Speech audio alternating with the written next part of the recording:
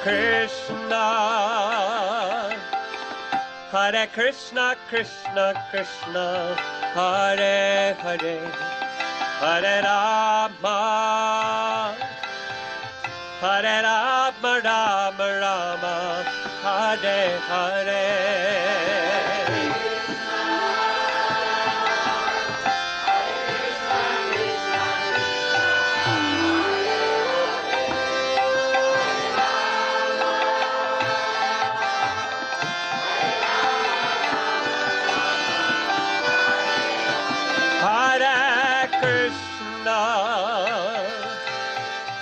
Hare Krishna, Krishna Krishna, Hare Hare.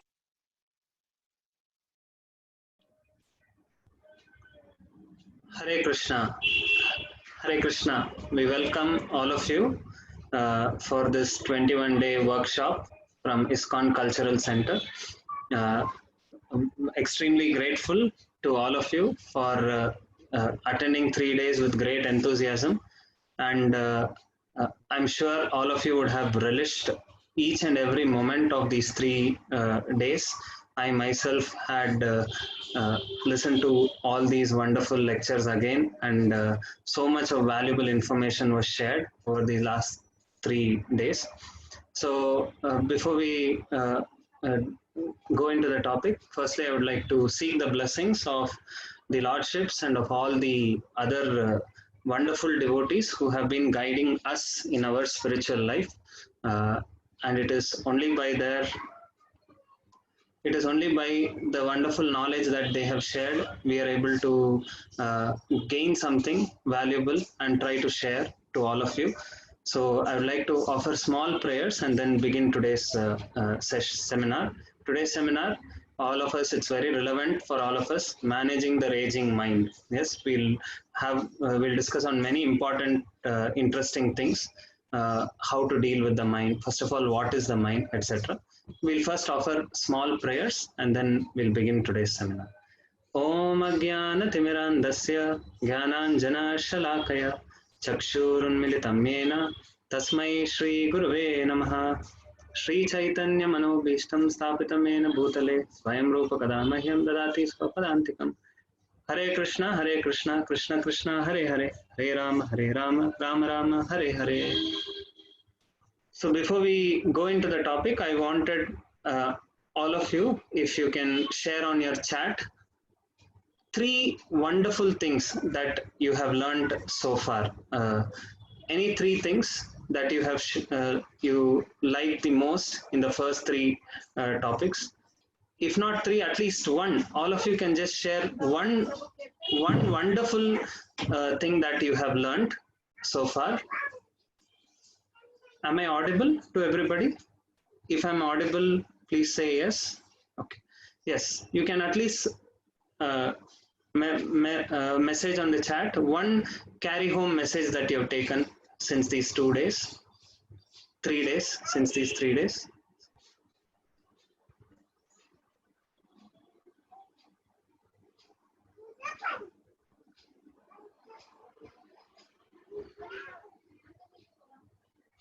Okay. Okay, Girish is saying chanting. Thank you, Girish. Anybody else would like to share what is 1 carry home message that you've taken on how to lead a balanced life? Yes. There's so much of positivity around me, changing, concentration, clearing our mind from negative thoughts, controlling stress. Okay. It's locked to send message to everyone. Can that be unlocked? Girish is trying, I think. Okay. Chanting Hare Krishna mantra, yoga. Yes. Saurabh Prabhu, can you unlock that part? They're not able to message to everyone, looks like. Okay, getting focus.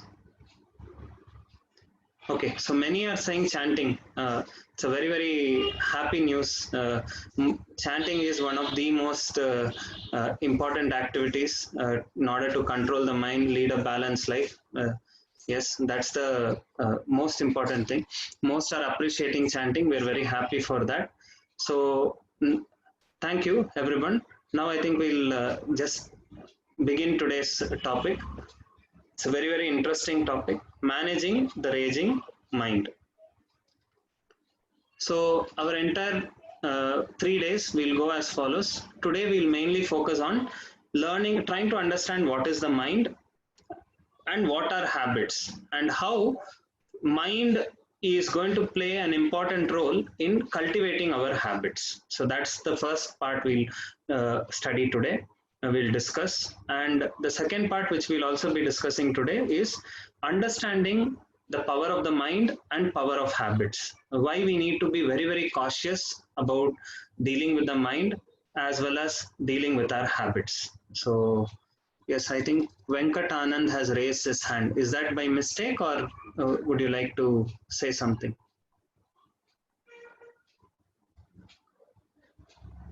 Okay, so today mainly we'll be focusing on these two aspects. What is the mind, what are habits, as well as understanding the power of mind and power of habits.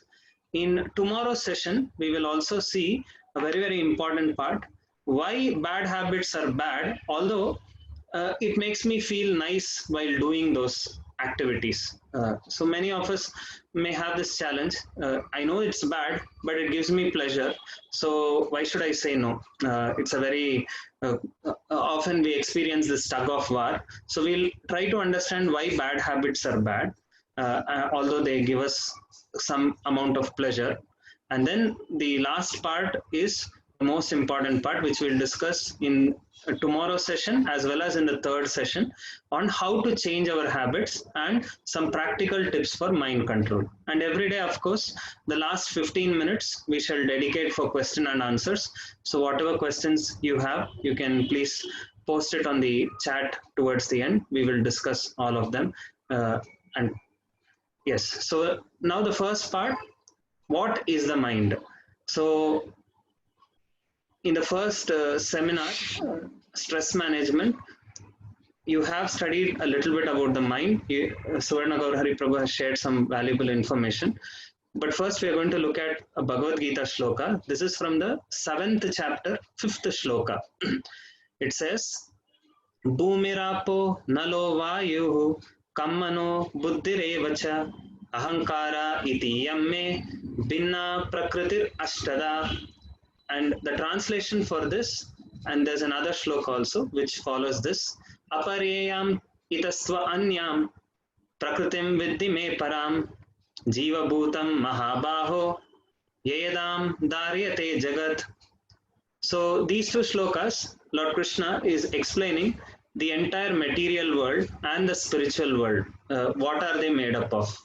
So in these shlokas, what's discussed is the following. God's energies are divided into two categories. One is the inferior material energy, and the other is the superior material energy, the superior spiritual energy. Now, why is the spiritual energy called superior? Why is material energy called inferior? The obvious reason is because superior energy can control inferior energy, or can it can control, manipulate inferior energy. So that is why the soul or we can control dead matter, but dead matter cannot manipulate or control us. So therefore, spiritual energy is called superior energy, and the inferior energy is composed of 8 things. Some of you must have heard Pancha Mahabhuta. Our body, it is said, the gross body is made of 5 elements, it is said. Earth, water, fire, air, ether. So that's what Krishna is talking about here. Bhumirapo nalo vayu kammano buddhirevacha. So Bhumi is earth, Bhumir apo nalo vayu, earth, water, fire, air and ether. These are the 5 gross elements. And then kam mano buddhir evacha. So kam is ether, mano is the mind, buddhi is the intelligence, and ahankar is the false ego. So the inferior material energy is composed of the 5 gross elements, earth, water, fire, air, ether, and the subtle elements, mind, intelligence, and false ego. So today we are going to see on the mind. So mind, what is the mind? Mind is one of the inferior energies of the Lord. Yes. Now, before I go into this slide, I would like all of you to participate. In the first session, Suvarna Gaurahari Prabhu gave a very wonderful analogy about the mind. He related mind to, he related the mind, he related the intelligence, and he related the senses to different parts of the computer.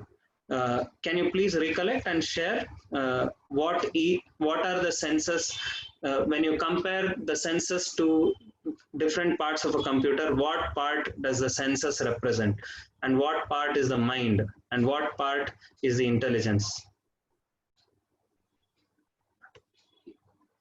Hope you are able to recollect.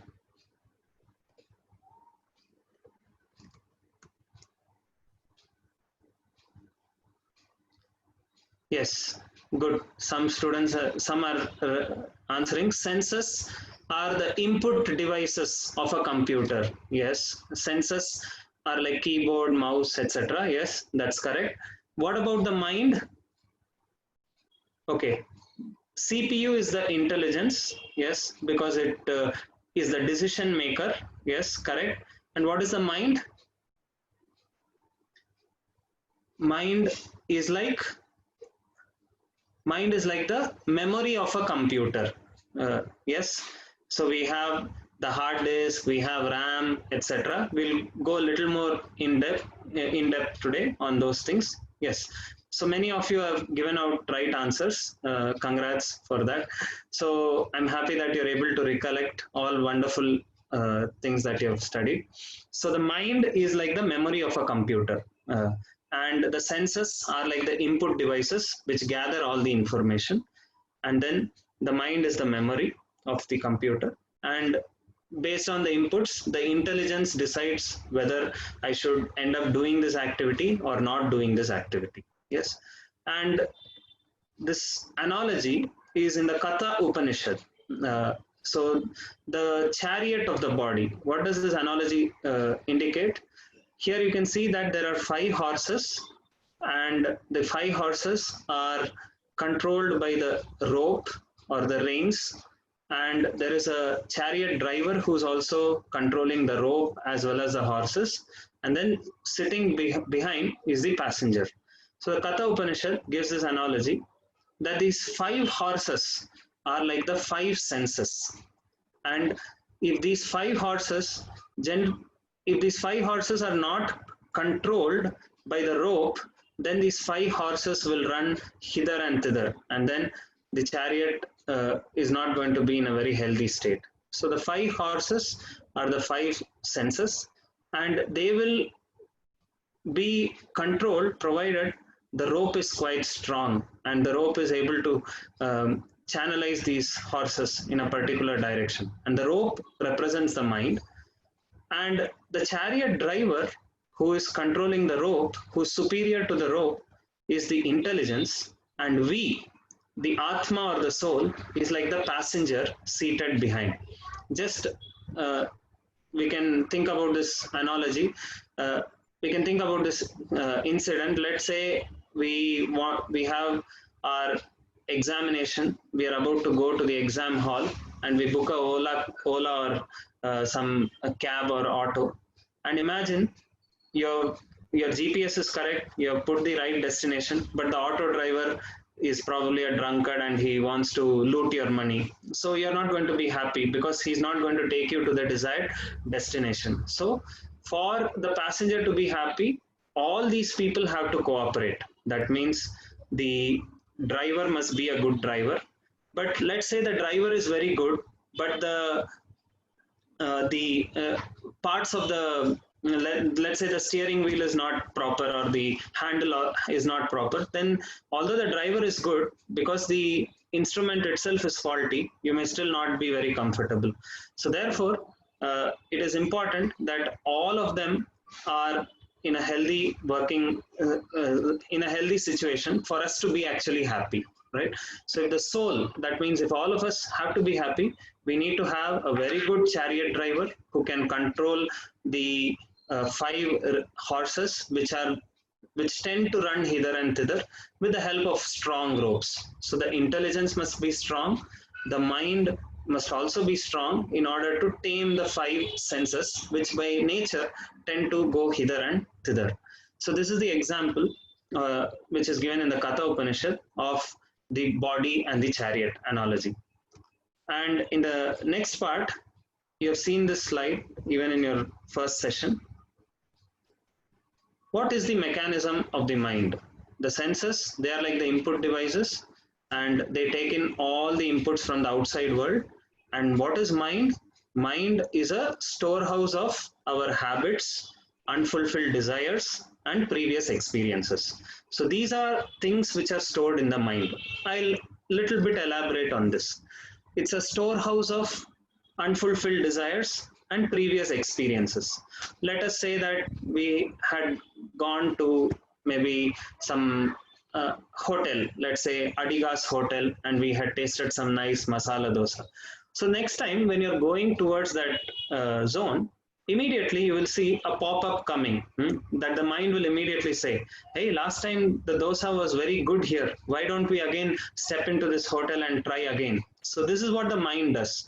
It stores all the information, and as and when you encounter similar objects, it throws a pop-up saying, hey, why don't you try it? Last time you had a nice feeling.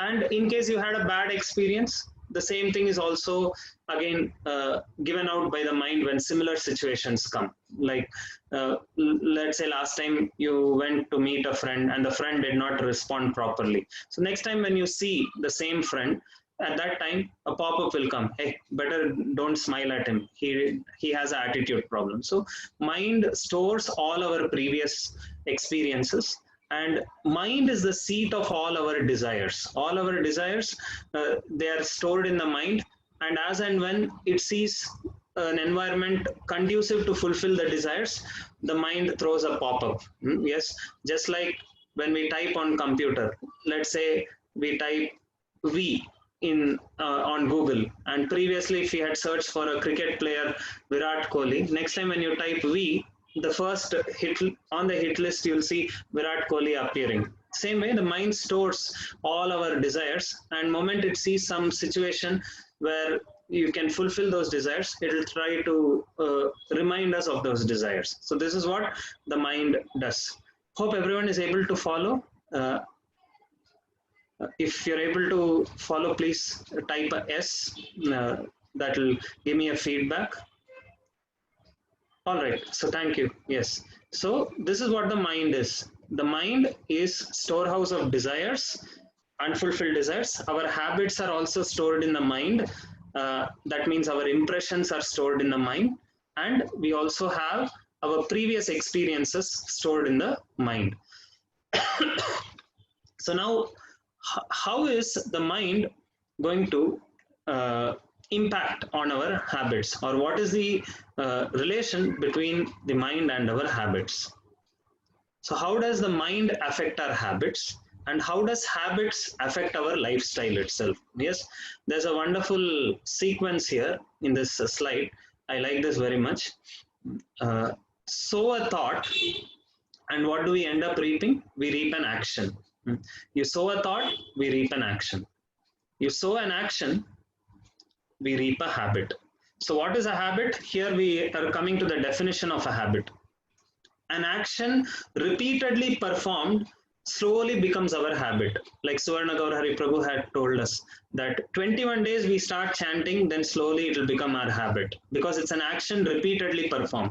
In the same way, when we keep on doing a particular action, it slowly becomes a habit.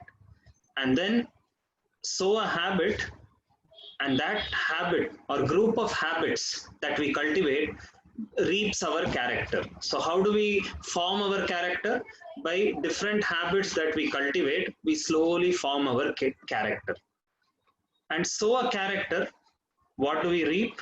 We reap a culture. So many people of similar character, when they come together, they form a different culture altogether.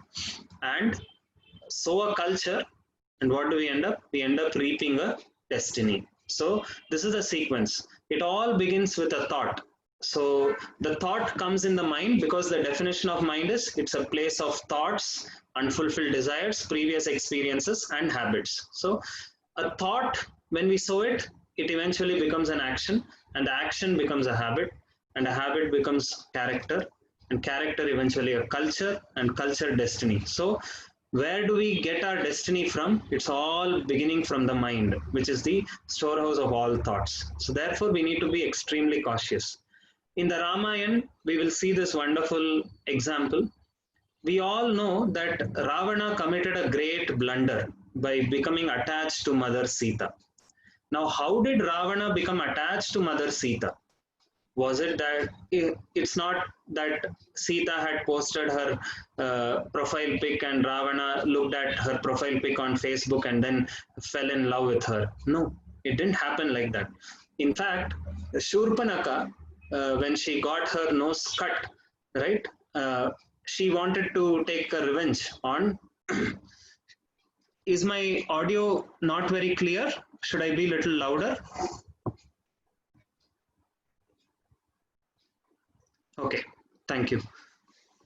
So Shurpanaka, after having her nose cut, she went to Ravana and she wanted to take revenge on Lord Ram and Lakshman. But Ravana wasn't very interested, because he understood that I'm unnecessarily trying to put myself in trouble, because his brothers Kar and Dushan, along with 14,000 soldiers, were vanquished in less than half an hour or 1 hour by Lord Ram alone. And many also gave an advice that Lord Ram is not an ordinary person.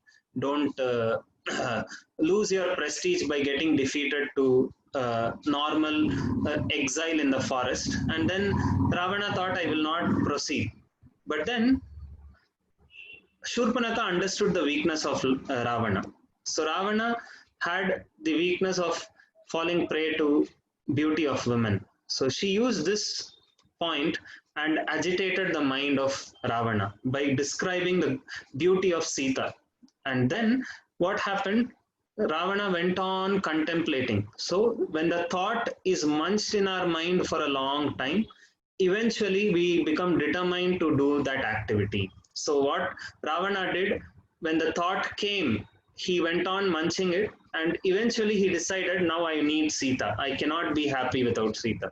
And then he decided to kidnap Sita. Yes. So this is a classic example of how thoughts eventually lead to action, and action, of course, we all know, eventually leads us to habits. So therefore, as the saying goes, watch your thoughts, because very soon they become action. So therefore, we have to be very careful with our thoughts. That means we have to be very careful with the mind. Yes. What is a habit? So the Oxford Dictionary gives some definitions for habits. So these are 3 definitions that's commonly quoted. The first one is things that we do almost without thinking. So it's like automatic response, right? We don't even think, but we still end up doing it. That is one definition of habit. Settled or regular tendency, that's another definition for habit.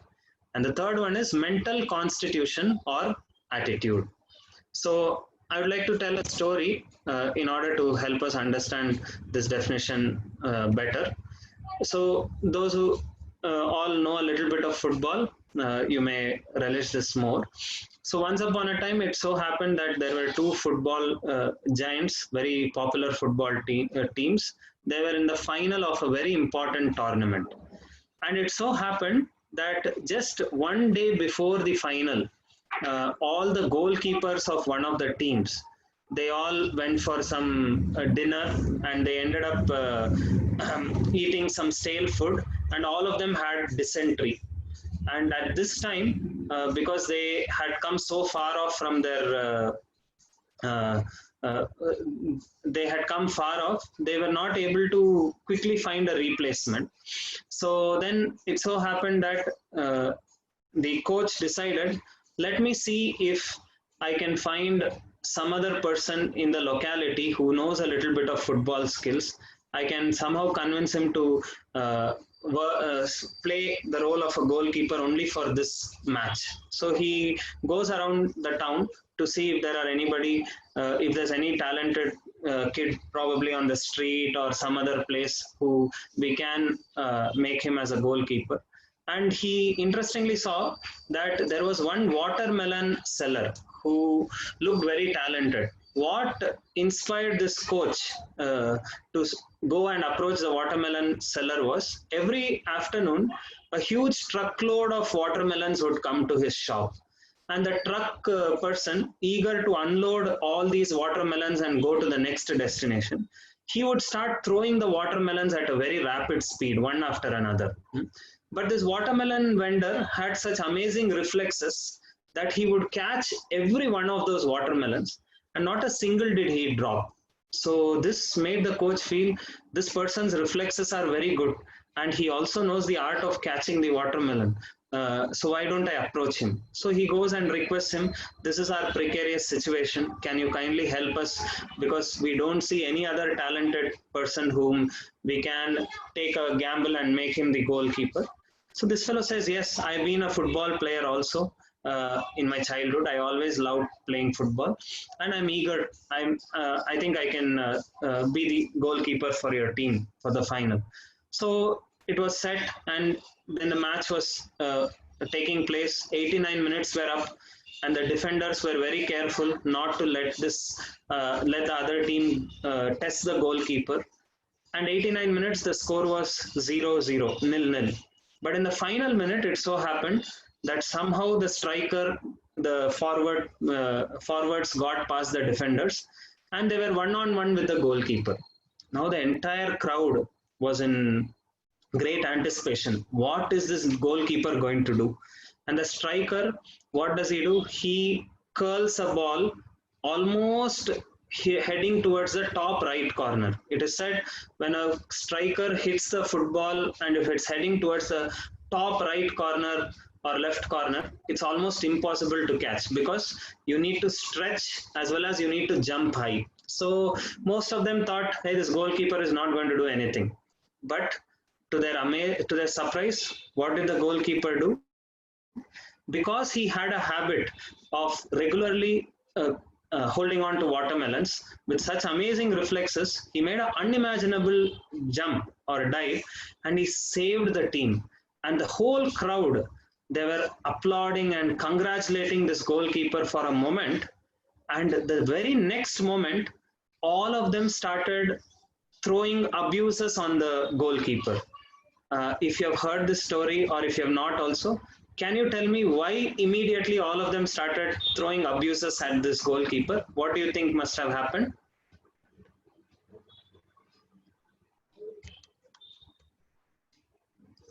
Yes, he threw it in the net. That's correct. Why? Why did he do that? After making that unimaginable save, what did he do? He threw it in the net. And why did he do that? Because day in and day out, when the watermelons would come, what did he do? He held on to the watermelons, threw it behind. He held on to it, threw it behind. He held on to it, threw it behind. So this is what is habit. Habit is something that we do even without our thinking. If it is a good habit that we have cultivated, it's a great blessing for us, because even without thinking, we will end up doing the right thing. It becomes such an integral part of us. But if we develop a bad habit, an unnecessary habit, then even without we thinking, we will want to do the same wrong activity again and again. So therefore, we need to be extremely cautious about the habits that we cultivate. Yes. The second definition is settled or regular tendency. So just like one common example was, once it so happened that a thief decided to become a good, a righteous man, and he decided to go on a pilgrimage. But when he went on a pilgrimage, because his habit was in the night, he is very active. So now all the pilgrims were sleeping in a dharmashala. At night, he could not just stay peacefully. So he started trying to he got up and he started seeing what can I do, but he was telling himself, now I'm trying to reform, I shouldn't be stealing. Yes, but because his hands was itching too much, so what he did is he thought, at least for the habit that I've cultivated, I'll at least take one fellow's luggage from here, transfer it to the other side, take another fellow's luggage and put it in another place, because that snatching habit was very strong. Just to satisfy the urge of his hand, he did that. And then morning, when all the pilgrims got up, they were little worried. Where is my luggage? Then, of course, the thief told, actually, I was a thief previously, but my hands were itching, so I did this activity. So this is called settled or regular tendency.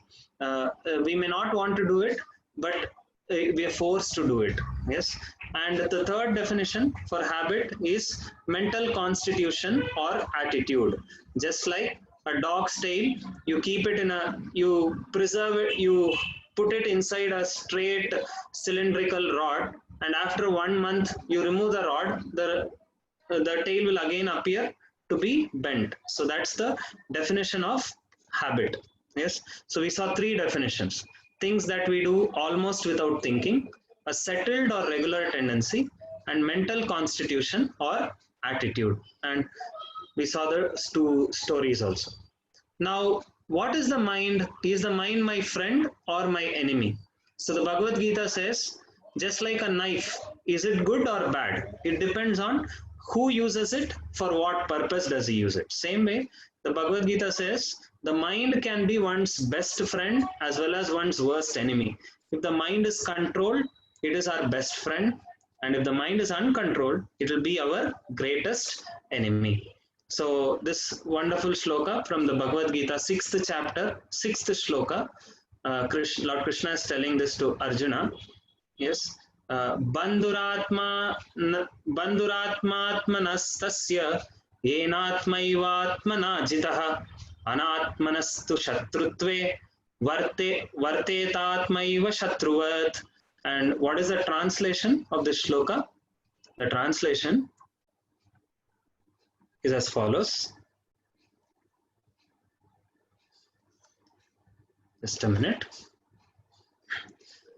So the translation is basically, for one whose mind is controlled, the mind is one of the best friends for him. And for one whose mind is uncontrolled, for him, mind is one of the greatest enemy.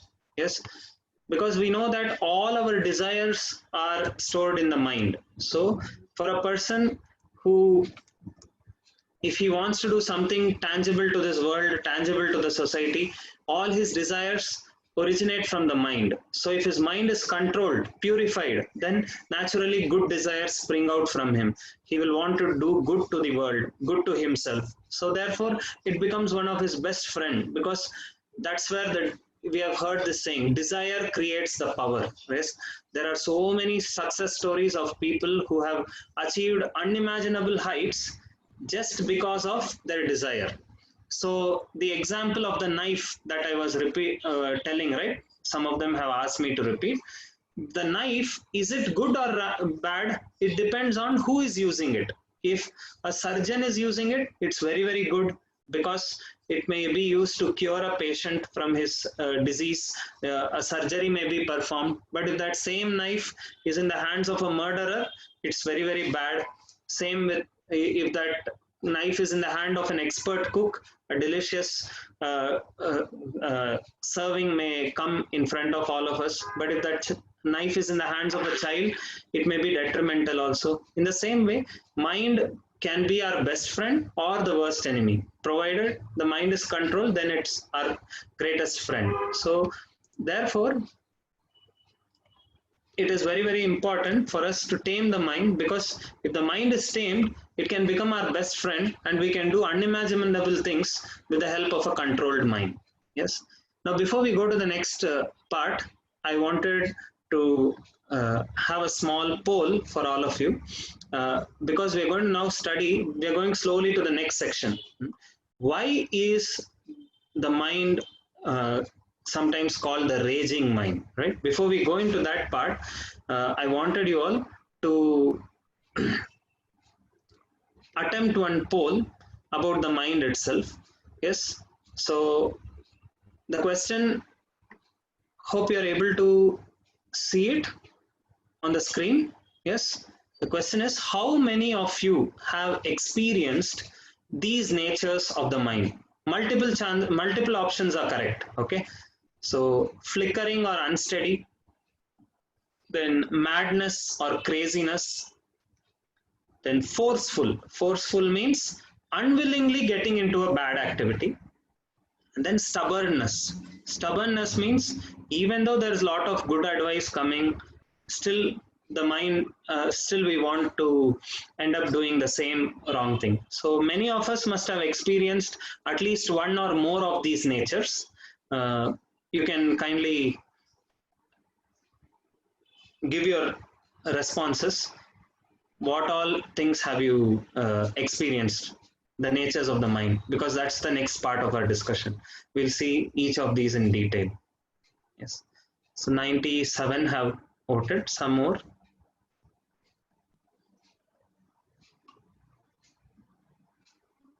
Okay. 102 have.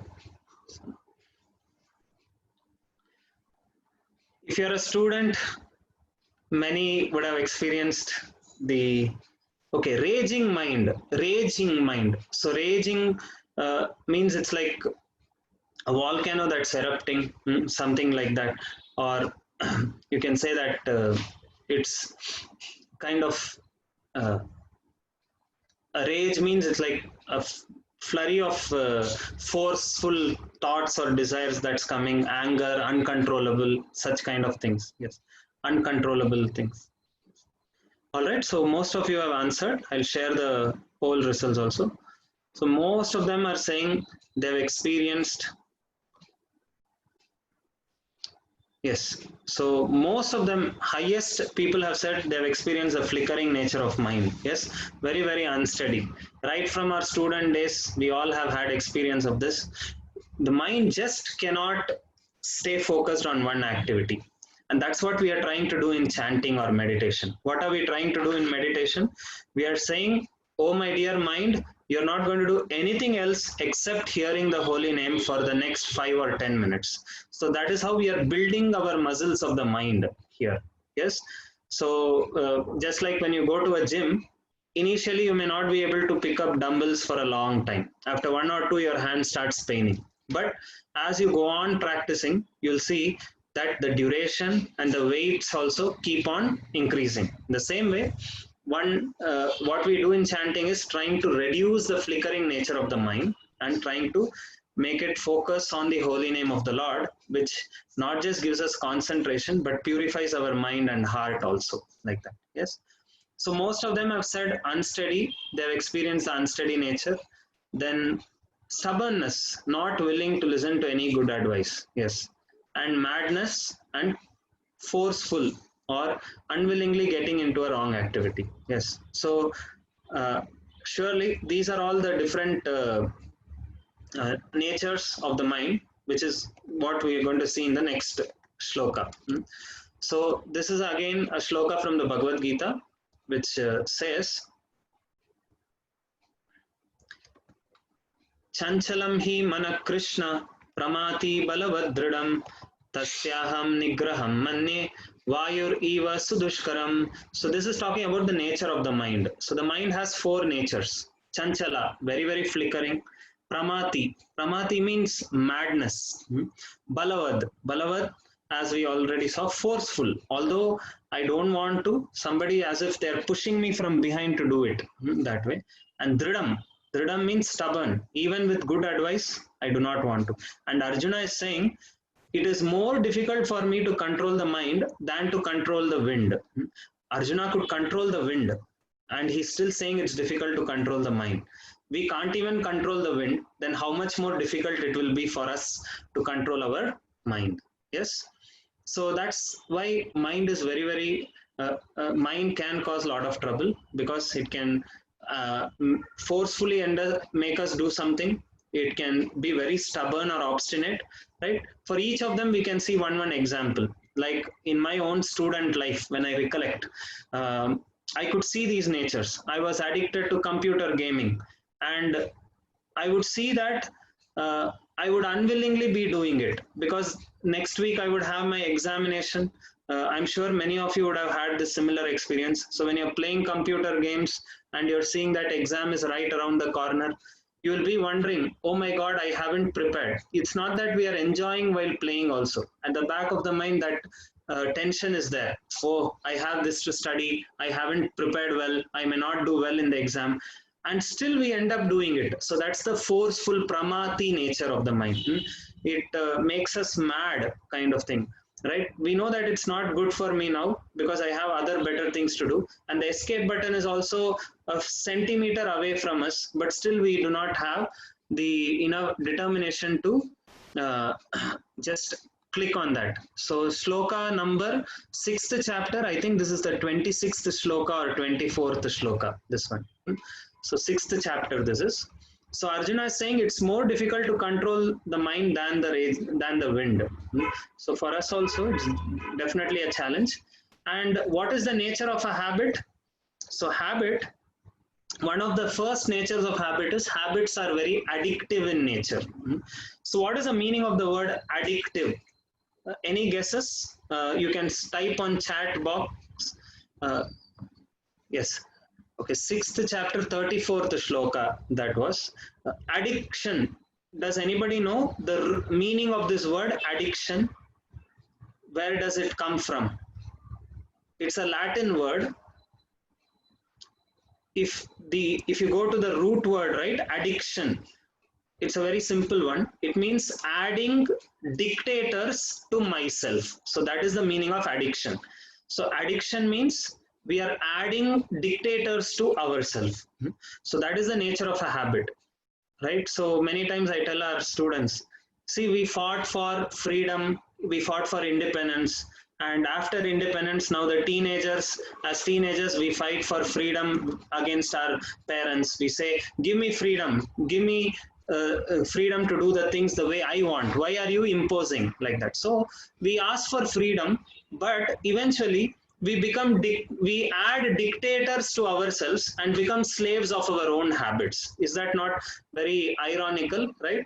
We try to demand for freedom, but without hesitation, we become slaves of our own habits. And why are habits addictive? Because it's very difficult to change. Even if you try for a long time, after great effort, you'll see probably the H may go out from the word habit, but what will still remain? If you remove the H from the spelling here, what remains? A bit remains. And you try still more with great effort, the A may go out, bit still remains. And still lot of efforts we put, the B may go out and it still remains. So that's why habits are addictive in nature. Very difficult to give up. Yes. And as the saying goes, old habits die hard. Like when I was a science student in our 11th and 12th standard, we used to study radioactivity. We also studied chemical kinetics chapter, first order reaction, everything. So there you will see regularly anything in this world decays with time. Yes, you take a capacitor, the charge on that decays with time exponentially. You take any material like a freshly made table or chair, after some time it decays with time. But there's only one thing in this world which is not going to become weak with time, but it will become stronger with time, and that is a habit. So that means we should never fool ourselves saying, anyway, I'm after all doing it only once, eventually I'll know how to give it up, because everything in this world is going to become weaker, but not habits. Habits are only going to become stronger with time. Yes. Before we realize that we have got the habit has caught us. Many times we see our friends, our very dear ones, when they're getting into some not so good habit, we try to give them advice. They say, don't worry, I'm not going to get into it. I'm a very intelligent person. I'm just going to experience life after all once. And I can give up at my own will. But usually it doesn't happen like that. Habits are first like cobwebs. Yes, it's certainly not difficult to remove a cobweb. You just blow air and the cobweb will disappear also. It'll get destroyed. So we initially think they are so soft, like cobwebs, I can destroy it easily. But very soon they become cables, very strong, and they strangle us to death that way. Habits, this is a nice example.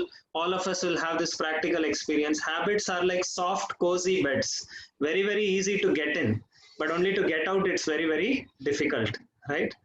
Chain of habits is too soft to be felt, but too strong to be left. Yeah, I can leave drinking anytime, and like this, a drunkard has said every time, like that. So that way. Cultivating a habit is like plowing a field. Because to plow a field, it takes a lot of time. Same way, to cultivate a good habit takes a lot of time. But to destroy that good habit and cultivate bad habits, it doesn't take much time. Yes, good habits are so much easier to give up than bad habits. So I would like all of your participation here.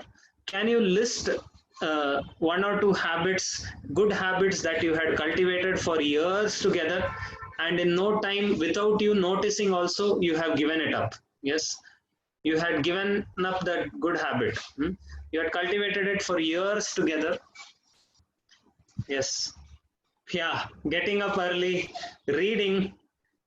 Yes, gym. Yes, every new year we see many people taking resolutions. Waking up early, most of them. Yes, reading a mantra every day. Yeah, some of them Sandhya Vandanam and other things also. They, yes, helping others in need. Yes, playing my musical instrument.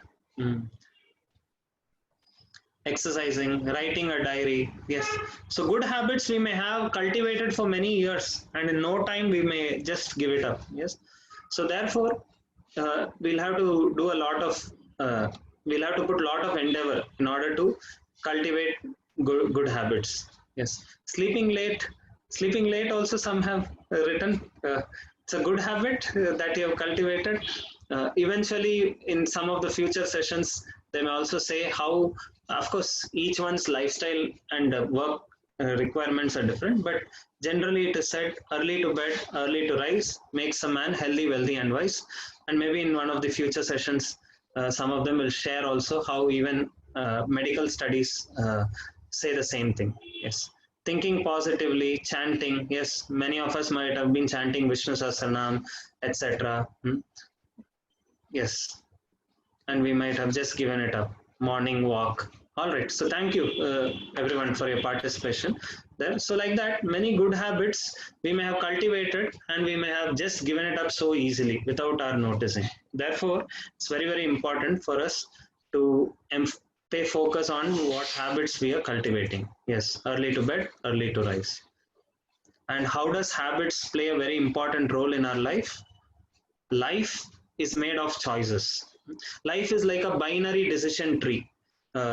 For every choice that the yes or no, based on what we take, or what decision we make, we end up at some place, right? So life is, after all, a continuous set of choices. Yes, and choices we know decide our future. Based on what choice we accept, we may go to a particular place. But what is most important is it is habits which activate these choices. So because of our habits, sometimes we may be forced to take a particular choice. Just like a drunkard, he doesn't have an option when an alcohol bottle is kept in front of him. He has only one choice, whether to drink whiskey or brandy or rum, but he doesn't have a choice whether to accept it or reject it, right? But a person who's not addicted to such activities, he can choose whether to accept or reject that way. And why? How does habits affect us? We already said habits enslaves us. It creates a false conception of reality and freedom. Very, very important. This point usually I emphasize. Many a times uh, we it is said in the scriptures that there are three gunas: tamoguna, rajoguna, and sattva-guna. Sattva-guna means mode of goodness. Tamoguna means mode of ignorance. It is said, to the degree we rise our consciousness to a higher level, only to that degree we can understand what are higher standards of happiness. See, happiness is a relative term. For example, a drunkard who is heavily drunk, and let's say he's lying down in a gutter, right? All of us may be able to see that he's suffering, but do you think that he will be able to understand that he's suffering? He may be singing duet songs inside the gutter also, right? So it creates a false conception of freedom and happiness and reality. At that time, if you tell the drunkard, my dear drunkard, why are you suffering? Please take my help. I want to take you out of this suffering situation. The drunkard is not going to admit it. Rather, he will say, hey, who said I'm suffering? I'm happy and enjoying here. Why don't you also come and enjoy with me? Now, all you need to do at that time is take your 8 megapixel mobile phone, do a video recording of his enjoyment, and next day, when he comes back to his normal consciousness, show him how he was enjoying his life. Now, if the drunkard is a really sincere person, he will admit that he made a fool out of himself the previous day. So this is what the scriptures say. When we go to a low level of consciousness, the whole world may be convinced and may be seeing that we are suffering, but we will be convinced that I'm enjoying life. The other example given in the scriptures is that of a camel. A camel delights in eating thorny bushes. Now you may wonder, how is the camel delighting in eating cactus and thorns? The scriptures say, when the camel eats the thorns goes and pierces the gums, and blood starts oozing out within the gums of the camel. But because the camel is in a very low level of consciousness, the camel thinks this cactus is producing hot juice, and drinking its own blood, it says cactus juice is very, very tasty. In the same way, when we go to a low level of consciousness, spoiling our health with bad habits, spoiling our mind and making us more stressed, we drink our own blood and spoil our lives, and we still say that we are enjoying life, right? We have heard this common movie dialogue. Some people smoke and they say it's cool. When they're pouring fire into the lungs, they say it is cool, right? So that's why it's not that they're doing it wantedly, but that's the nature of a habit. Even without them understanding that they're suffering, they feel that they're enjoying. So therefore, we have to be extremely careful about cultivating habits, because it creates a false conception of reality and freedom. Yes. And it impels us, and we become impervious to good counsel. There's a nice joke. Once a doctor wanted a person to stop drinking, so he brought a bottle of alcohol and an empty glass and poured the alcohol into the glass, and then he put 1 or 2 worms inside the glass, and within moments the worms died because of the alcohol content. And then the doctor said, did you understand, you fool? At least now you stop drinking. And you know what the person did, the drunkard? He immediately took the bottle and drank the whole bottle again. The doctor was surprised. Why is he doing? Then he said, you just now showed that the worms immediately died. So probably if there are some worms inside my stomach, by drinking this, they may also die. So this is called impervious to good counsel. Although you show him with logic, with proof that this is not good for you, because he has become such a slave of the habit, he doesn't want to change himself. So therefore, we need to be very, very careful and try to endeavor heavily in order to reform ourselves and go to better habits. So tomorrow we'll start with this part, activity. The unnecessary habits or bad habits are usually classified into 3 of them: simple, serious, grave. So tomorrow the first activity that we'll be doing is, you all can think today what each under each category what all habits can come. So we shall discuss about them tomorrow, and we will see tomorrow why are bad habits bad, although they give me a lot of pleasure while doing it. Yes.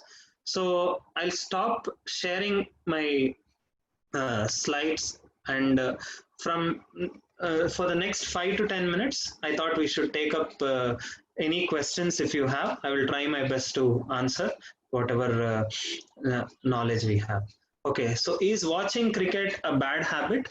So we'll see that there are four kinds of in time management. You will see that there are four quadrants. Yes, the four quadrants are urgent and important, urgent, not important, not important, not urgent, that way. So now, whenever we watch cricket or entertainment, etc., right, we have to ask ourselves that are there any other important things that is more priority to me, and we should also see how productive is my time in.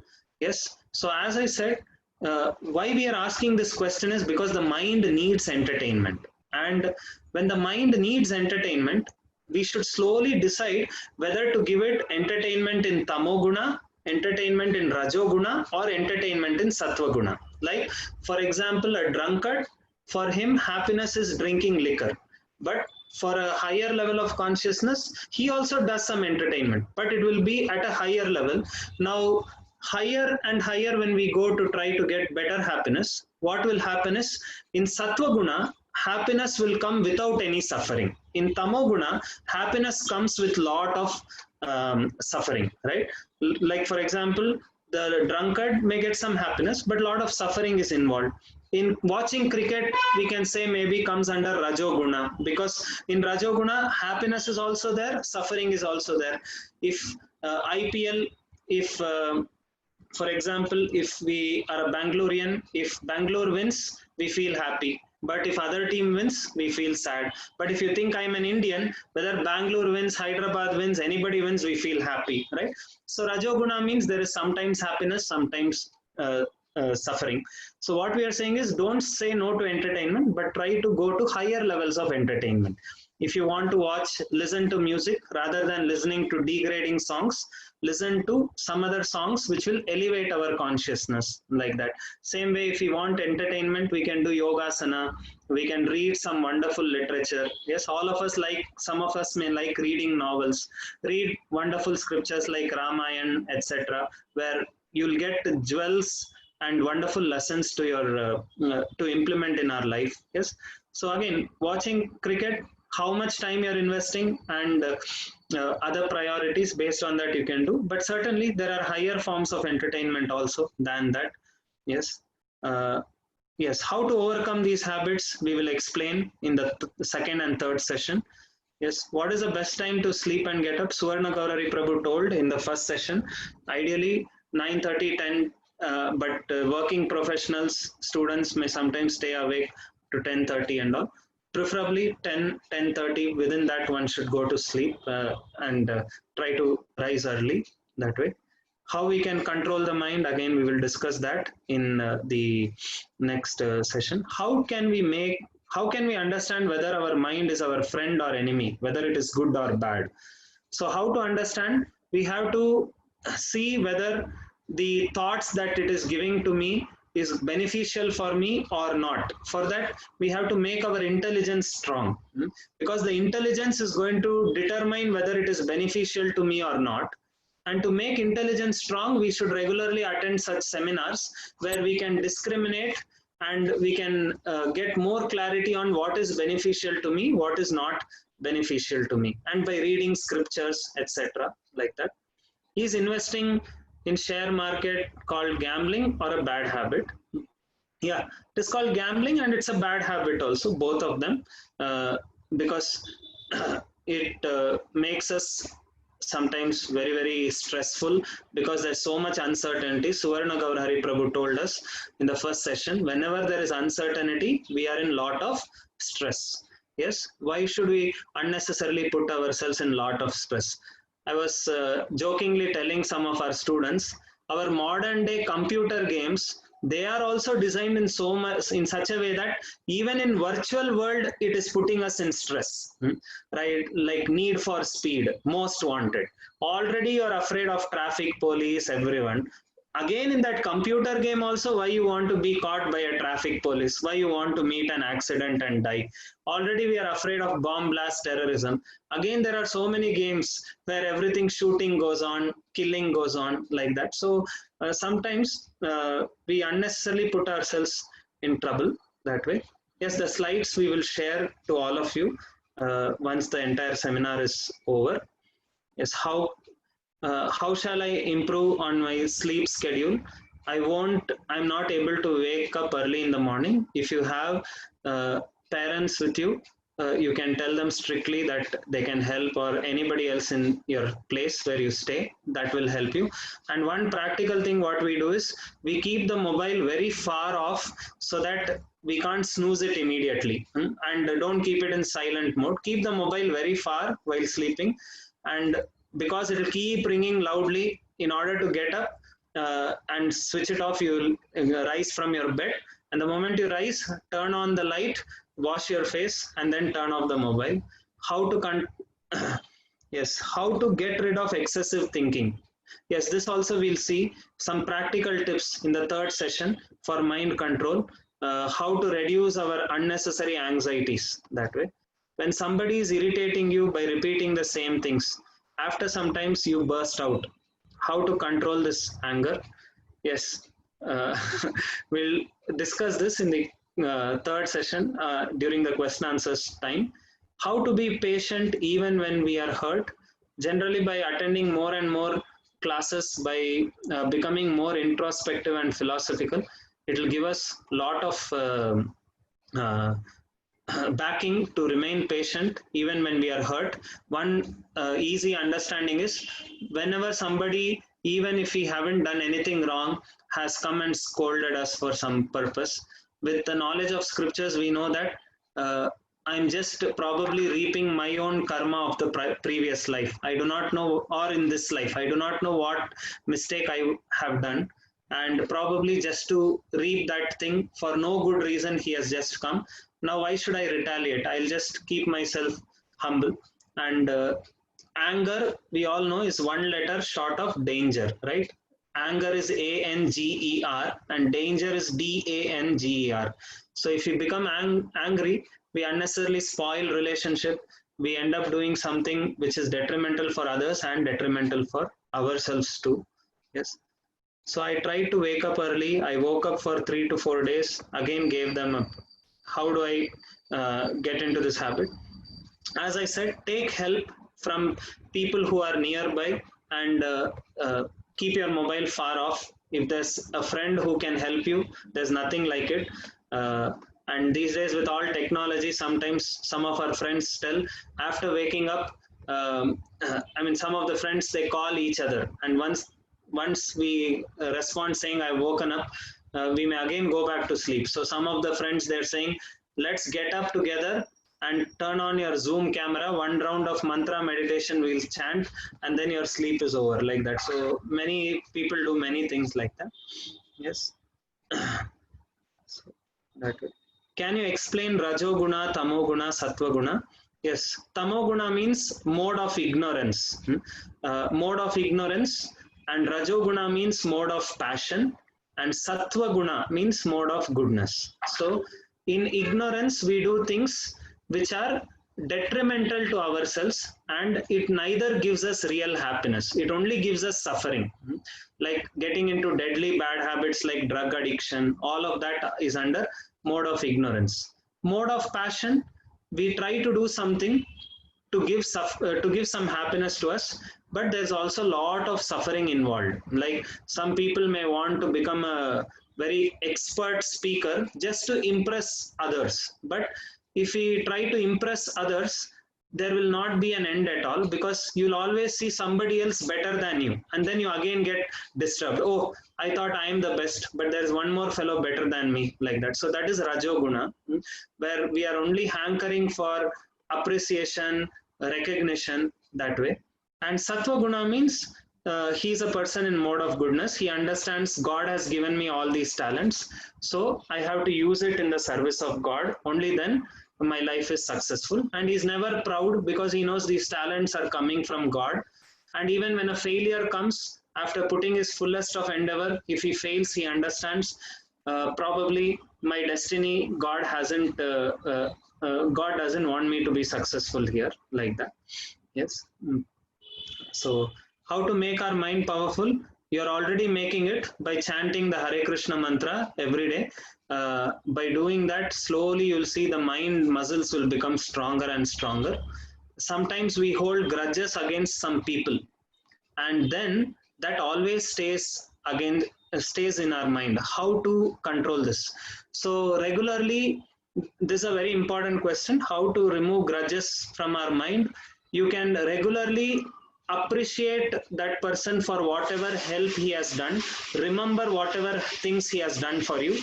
If you can make a gratitude diary and write down what all help he has done, because generally we tend to forget the good things. We only remember the bad things. So if you can write a gratitude diary and keep on noting down, then by looking at all the help that he has done, our grudge for that person will go.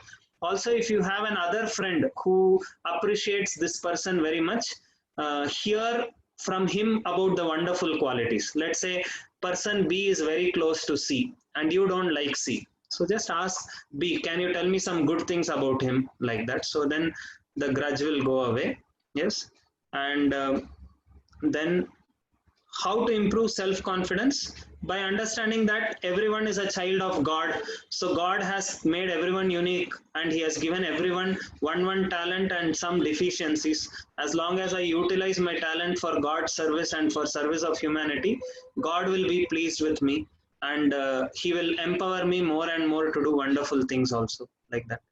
Shall we ever behave the same with the person who has hurt us? So it depends on our consciousness. If we are not very advanced person, at least for some time, we can stay a little away from him so that our grudges and other things go down. And as you go away from him, start hearing good things about him, develop a healthy attitude, and then of course, go and again, once your memories are slowly becoming less, and once your grudges are getting less, then you can start interacting with him more closely. And we should always have a good forgiving heart, because we should know that we ourselves have done many mistakes and hurt many others. And when they have forgiven us, it is natural that we should also forgive them. Yes.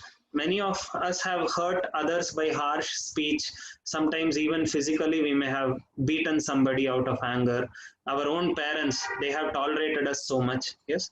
How to get rid of past bad memories? Very important question, because all the memories are stored in the mind. Now, bad memories, that is another bad nature of the mind. Any bad thing, mind will remember for many years, but good things, mind will forget. So how to do that? So therefore, we will see this in the third session. In short, we should start giving good inputs to the mind and start gaining pleasure with good activities. Like now 21 days, all of you have decided to attend. So now what is happening in our mind? This activity is getting loaded in our mind as pleasure, and next time our mind will seek such activities. So I found these sessions very helpful. I found the reading books or spiritual books very helpful. So let me try to do these activities, because this is also giving me more pleasure, like that. So the only way to get rid of bad memories is fill your mind with good thoughts and let that give pleasure to you. So then mind will start popping up saying, why don't you do this? This gave you a lot of pleasure, like that. Okay. And I think one or two more we'll take and we'll stop for today. How to get rid of procrastination? If you want to get rid of this procrastination or delaying tendency, you tell your commitment to 100 people, or at least 2-3 friends and your parents, or somebody who will catch by your ears and ask, you spoke like a big hero that day, you will complete it, still you haven't completed it. What happened to your words? You spoke that way. So best is you tell out. If you want to do something good, you tell, see, I'm going to do this. And then, next time when you're in front of him, he's going to ask you, what happened to your commitment, right? So that way you can do it. What do we do when we are really very sorry for hurting someone, but he does not accept it? So that time you should pray to God, because God is there as Paramatma in his heart, in our heart. So when he is there as Paramatma in both of our hearts, then naturally what will happen? He will slowly inspire this one. He will slowly inspire from within his heart to also see good in you, that you are trying to realize your mistake, repent for it, and eventually God will try to forgive. But even in the worst case, let's say that person doesn't change, still by you acting in a nice manner, you will develop many more friends who will see your wonderful qualities, and they will start showering that love which you did not get from the other person whom you were hankering for, right? So that's the nature of this world. You give love to somebody, even if he doesn't give you back, somebody else will give you, because they get inspired by your good qualities, etc. Right. Okay. So yeah, chanting can be done anywhere and at any time. Preferably sitting at one place and meditating is good. And as Suvarna Gaurahari Prabhu said, anytime you can do based on your lifestyle. But in mornings, generally our minds are more relaxed. We do not have more tension. Daytime we are filled with lot of deadlines, tasks, etc. It becomes difficult to concentrate. Night we become very tired, therefore we may not have enough energy to chant. So preferably we can try to chant in the morning times itself. All right. So thank you everyone for your patient hearing and wonderful participation. We'll again meet tomorrow, where we'll see what are the three forms of habits: simple, grave, serious, and why are bad habits bad, and how to overcome these. All right. Hare Krishna. Thank you. Yes. Hare Krishna. Thank you, everyone.